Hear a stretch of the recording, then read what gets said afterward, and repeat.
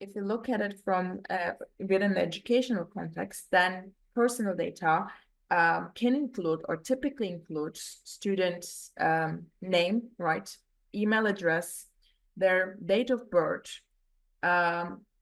identification, maybe documents, perhaps their nationality, right, their grades, their curricular records, perhaps their ethnicity, their background, any details of their medical conditions. It could be a physical condition, it could be a mental health-related condition as well. But all of this would be considered personal data within the context of education.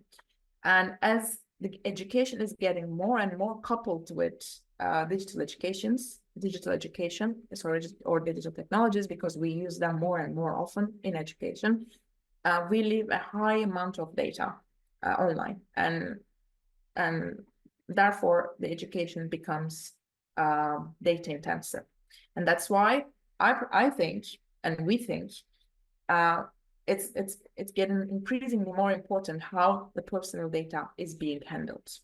And I also think that anyone who uses the personal information of students, they have the responsibility to handle the data properly and maintain students' privacy. And we do that by protecting their data.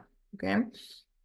So this is what we this is what's we consider really important in this project and also in this course. So how do we actually protect students' data? So we actually have laws for that, right? We have regulations, we have policies in place to be able to do that. Many countries and many organizations, they have formulated, they've developed regulations and policies related to personal data. I'm going to give an example here from the European Union. So EU, they released or they issued a personal data protection law called General Data Protection Regulation, also known as GDPR.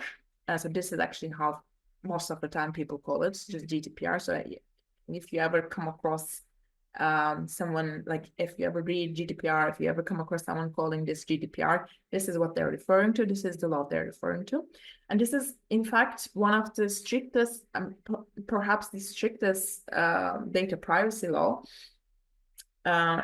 worldwide. And it essentially, what it does, it essentially regulates what may or may not be done with your personal details. So how can your data be processed? How can it be handled? How can it be shared with third parties? Or to what extent can it be shared with third parties? And it also, maybe even more importantly, it also gives you the right to know why and how an organization uses your personal data. For instance, you have the right to ask this, or they would need to be able to declare this. In certain cases, you have also even the right to ask them to delete your personal data. So this is what this law is about, and it has been in place since 2018. And we also have been using this law in our education, in our courses as well. I'm going to give you some examples, a few examples about how we actually use this law in our, how we apply it in our education. But on that note, I also want to say this here, I gave an example from the EU, but there are other regulations from other countries as well. For instance, there is one from Japan, I believe. There's one from Canada, but I'm only presenting here the EU due to our context. So now what I want to show you, I want us to take a look at how this GDPR is actually applied for education with a few examples. And the first example I want to give is about student grades. So this is something that I'm sure all of us and all of you as well can relate to, right? And you might not be aware of this, but I'm going to share you something we do as teachers or as instructors. So whenever we have the exams and whenever we grade the exams, there are a number of requirements that we need to satisfy. first of all, we need to make sure that only you as an individual are able to see your own grade, but other students are not allowed to see your grade. So when we publish your grades, we need to make sure that only you have access to your grade, not anyone else, okay? Similarly, we also need to make sure that we publish we publish these grades, we share these grades in an environment that is GDPR proof.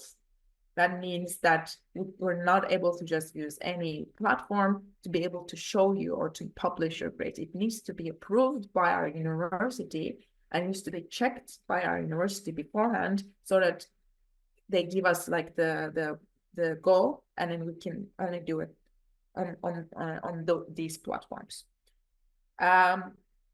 Similarly, perhaps even more critical, we're also allowed to share your, not share, but store your personal data, let's say your grades on certain platforms. And this might come as a surprise because most of the common platforms like Google Drive, Dropbox, WeTransfer, these are not GDPR proof. And hence, we're not allowed to store your grades in these platforms, in these servers. In the Netherlands, for instance, we need to find alternatives, and in the Netherlands, we use Surfdrive or Surffiles Sender as platforms to store your data, your grades. And of course, I give examples from the Netherlands, but in your own countries, you might have different platforms with different names. But overall, within EU, they all need to be stored in the GDPR proof environments.